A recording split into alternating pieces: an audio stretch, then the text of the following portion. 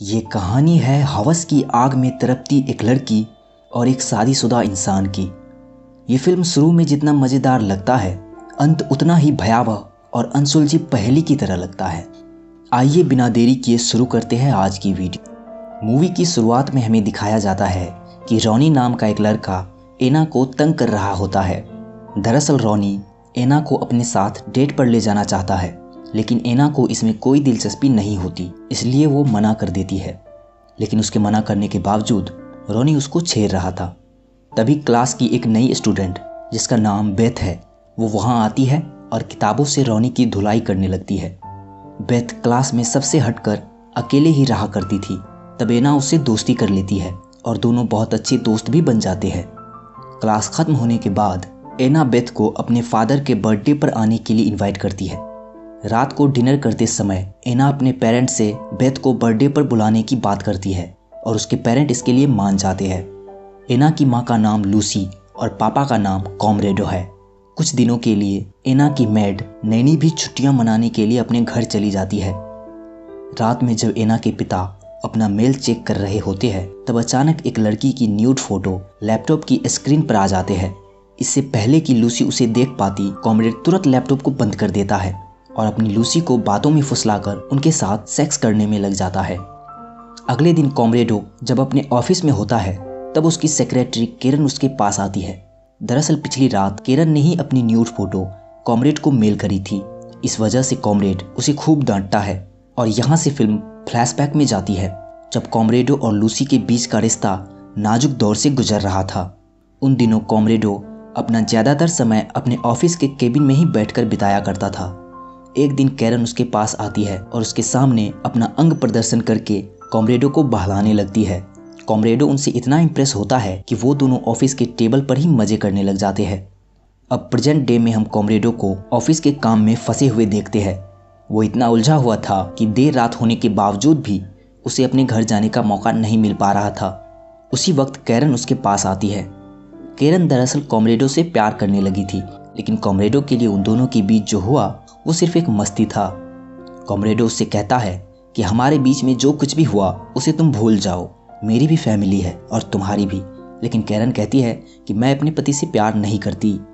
कॉमरेडो उसकी बात सुनकर वहाँ से जाने लगता है, लेकिन कैरन उसे पीछे से पकड़कर उत्तेजित करने लगती है, जिसके बाद वो दोनों ऑफिस में ही मजे करने लगते हैं। इधर दोनों का समागम जारी ही था कि तभी वहाँ लूसी आ जाती है। लूसी दरअसल अपने पति के कामों में मदद करने आई थी, लेकिन इससे पहले कि उसे अपने पति की हरकतों का पता चलता, कॉमरेडो अपना काम तमाम कर चुका था।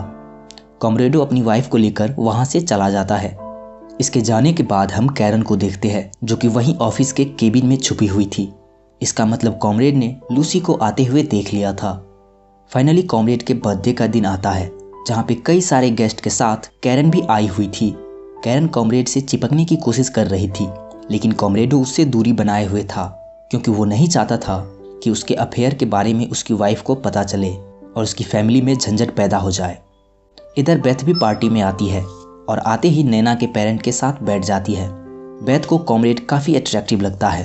तभी उसका हाथ टेबल के नीचे से कॉमरेडो के जांघ पर चला जाता है। कॉमरेडो को ये अजीब लगता है और वो अपने गेस्ट से मिलने का बहाना बनाकर वहाँ से चला जाता है। एक दिन बेथ कॉमरेडो को इंस्टाग्राम पर मैसेज करती है। पहले तो कॉमरेडो उसे इग्नोर करता है, पर फिर जब बेथ उसको अपना न्यूड पिक्चर भेजती है, तब जाकर कॉमरेडो को भी उसमें दिलचस्पी होने लगती है। कुछ ही दिनों बाद बेथ को जवानी की इतनी उफान आती है कि वो कॉमरेडो को वीडियो कॉल करके अपने स्तन दिखाने लगती है और कॉमरेडो भी इस मौके को हाथ से ना गंवाते हुए हस्त मैथुन करने लगता है। अब तो बेथ की हवस 7वें आसमान पर पहुंच चुकी थी। स्कूल में भी वो वॉशरूम में घुसकर कॉमरेडो को अपना दर्शन करवाया करती थी। दूसरी तरफ कॉमरेडो भी कहाँ पीछे रहने वाला था। अब उसका भी ज़्यादातर समय टॉयलेट सीट पर बैठकर हस्तमैथुन करने में ही गुजर जाता था। एक दिन जब बेथ अपने घर में सो रही होती है, तब उसकी फ्रेंड कार्ला अचानक उसे सरप्राइज देने आ जाती है। दोनों थोड़ी देर यहाँ वहाँ की बातें करते हैं और फिर एक दूसरे से लिपटकर मजे करने लग जाते हैं। अब बेथ चैटिंग से निकलकर कॉमरेडो के साथ हकीकत में मजे करना चाहती थी, पर कॉमरेडो उसे मिलने से इनकार कर देता है। तभी बेथ एक फ़ोटो भेजती है, जिसे देखते ही कॉमरेडो समझ जाता है कि बेथ उसके घर पर आई हुई है। कॉमरेडो भी अपना सारा काम धाम छोड़कर घर पहुंचता है जहां बेथ उसकी फैमिली के साथ बातें कर रही थी। सभी साथ साथ डिनर करते हैं और बेथ की टांग टेबल के नीचे कॉमरेडो की टांगों से दंगल खेल रही थी। बेथ अपने पेरेंट्स के बारे में बताती है कि वो कनाडा में रहते हैं। खाना खाते वक्त बेथ जानबूझकर चम्मच नीचे गिरा देती है और उसे उठाने के बहाने कॉमरेडो को वहां पकड़ लेती है। कॉमरेडो फाइनली परेशान होकर वहां से चला जाता है। रात को बेथ भी वहीं रुकती है। आधी रात को जब कॉमरेडो को प्यास लगती है तब वो किचन में जाता है। तभी वहां बेथ भी आ जाती है, जिसे देखकर कॉमरेडो डर जाता है। बेथ अपने आप को कॉमरेडो के हवाले करने के लिए पूरी तरह से तैयार थी, पर कॉमरेडो उसे समझाता है कि उन दोनों के बीच जो कुछ भी चल रहा था उसे ख़त्म करना होगा। लेकिन तब बेथ कहती है कि मेरे पास वो सब रिकॉर्डिंग मौजूद है जब तुम मेरी वीडियोस देखकर मास्टरबेशन किया करते थे। क्या मैं वो सब वीडियो तुम्हारी वाइफ को भेज दूं? कॉमरेडो की तो पहले से ही हालत ख़राब थी। ये सुनने के बाद उसकी और भी ज़्यादा हालत ख़राब हो जाती है। अगले दिन बेथ कॉमरेडो को रात में होटल में मिलने के लिए कहती है, जहाँ कॉमरेडो ठीक समय पर पहुँच जाता है।